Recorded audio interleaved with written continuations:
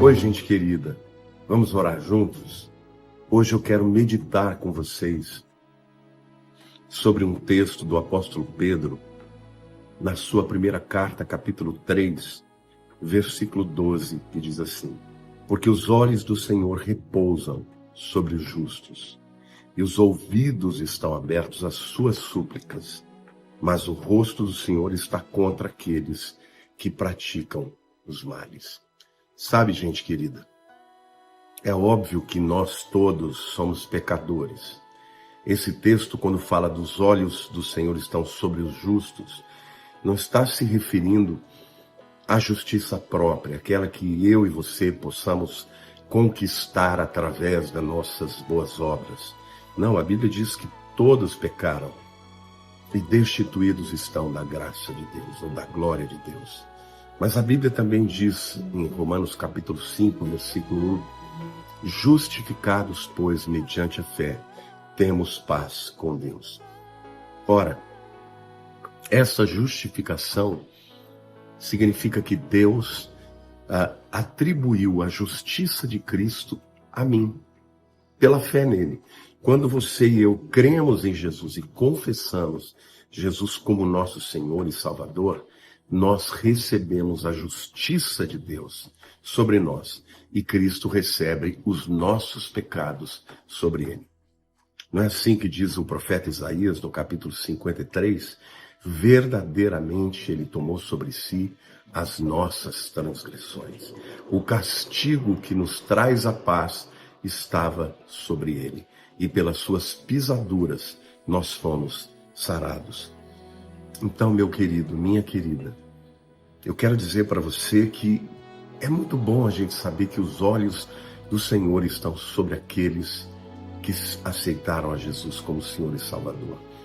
Aliás, essa entrega, esta decisão que você tomou um dia, ela muda tanta coisa, tem tantas verdades atrás disso. A Bíblia diz que quando nós cremos em Jesus, nós somos selados pelo Espírito Santo da promessa. Não é isso? Que coisa linda. Então, quando a gente crê, a primeira coisa que acontece é que somos salvos. E para sermos salvos, ele tem que nos justificar, porque ninguém entra na presença de Deus com pecados. Nós só entraremos na presença de Deus porque nós somos justificados mediante a fé diante de Deus. Justificados, pois, mediante a fé, temos paz com Deus por meio do nosso Senhor Jesus Cristo. Então, a salvação engloba também um processo do juiz olhar para o réu, que somos nós, e dizer: vocês estão livres, porque um justo pagou a pena que era de vocês. Mas além disso, existe a chamada redenção. A redenção significa que um dia Deus, ele nos libertou do império das trevas através de um preço muito alto que foi pago, que é o sangue de Jesus. Então, por isso que o apóstolo Pedro está dizendo para você e para mim que nós não temos que ficar desesperados. Por quê? Porque os olhos do Senhor estão postos sobre os justos. Isto é como um pai. É um pai que deixa o filho correr, mas ele está sempre ali olhando. Ele está sempre vendo se há um perigo, se vem de um lado, se vem de um outro. Se vier alguém para fazer qualquer mal ao seu filho, ele está ali para proteger. E assim é o Senhor. Os olhos do Senhor estão sobre a minha vida. Os olhos do Senhor estão sobre a sua vida, meu querido. Sobre o seu problema, minha querida. Sobre os seus sonhos. E pastor, mas eu errei, eu pisei na bola, eu não estou andando direito. Então faz o que a Bíblia diz. A Bíblia diz: se confessarmos os nossos pecados, Ele é fiel e justo para nos perdoar os pecados e nos purificar de toda justiça. Agora, a gente tem que também entender que esta bênção não é uma licença para que eu e você pequemos conscientemente, voluntariamente, simplesmente porque estamos debaixo da graça. Ele diz assim: e os seus ouvidos estão abertos às suas súplicas. Ou seja, quando você for orar, e você for orar no nome de Jesus, e você for entrar na presença de Deus pelo sangue de Jesus, como diz o autor de Hebreus, né? Tendo, pois, intrepidez, entremos confiadamente no Santos dos Santos, pelo novo e vivo caminho, isto é, pelo seu sangue na presença de Deus.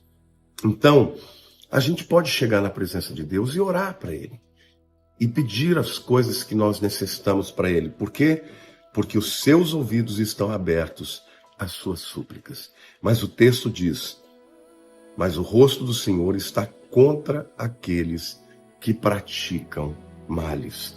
Esta palavra praticar aqui está no presente do indicativo ativo, que na língua grega significa um ato contínuo. Então, é completamente diferente de um crente que está buscando a Deus, que está buscando a santificação e que, vez por outra, peca. Não, aqui é uma pessoa que vive em pecado, que vive na prática do pecado, que vive constantemente no pecado e dele não se arrepende. Aí, então, para este, a Bíblia diz que o rosto do Senhor está contra eles. Aliás, o pecado, gente, é uma agressão a Deus. A Bíblia diz que as nossas transgressões fazem separação entre nós e o nosso Deus. Tudo bem que isso estava no Velho Testamento e Jesus já destruiu esta barreira de separação. Entretanto, queridos, eu quero dizer para você que nós devemos pedir a Deus graça, favor, misericórdia, porque a graça não é só aquilo que nos liberta e nos livra do pecado, é aquilo que nos empodera para também vivermos uma vida de santidade. Amém? Então eu quero, nesse momento, orar com você e nós vamos colocar diante do Senhor as nossas ansiedades, os nossos medos, mas vamos também colocar os nossos pecados. Vamos pedir a Ele perdão. Porque quando pedimos o perdão dos nossos pecados, Ele nos perdoa e o relacionamento fica restaurado. Amém? Vamos orar juntos? Pai, eu quero te agradecer por essa palavra tão linda, que diz que os olhos do Senhor estão sobre aqueles, sobre os seus justos, os que foram justificados através de Jesus Cristo pela fé. Senhor, eu quero te agradecer por poder crer nessa verdade maravilhosa. Eu quero te agradecer, Senhor, por ter tido o privilégio de entender que Jesus é o único caminho para ti. Eu quero te agradecer pelo privilégio, Senhor, de entender que ainda que nós sejamos pecadores, o Senhor nos ama e nos aceita através do seu Filho Jesus. Mas, Pai, perdoa-nos, ó Deus, quando nós pecamos voluntariamente. Perdoa-nos, ó Deus, quando nós achamos que, porque a graça de Jesus, porque Ele morreu por nós, nós temos o direito de pecar voluntariamente, de não abandonar o pecado e não buscar a santificação.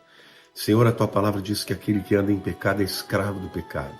Nós não queremos ser escravos, mas livres, ó Deus. Porque a Tua palavra nos diz, Senhor, que o Senhor nos libertou do império das trevas e nos transportou para o reino do Filho do Seu amor. Nós não somos mais escravos, ó Deus, mas livres. Porque conhecereis a verdade e a verdade vos libertará. Se, pois, o Filho vos libertar, verdadeiramente sereis livres. Então, Senhor, eu estou aqui junto com os meus irmãos, ó Pai. Eu estou aqui junto com eles, confessando que nós não somos perfeitos, que nós temos pecados, mas nós não aceitamos, ó Deus, viver numa vida de pecado.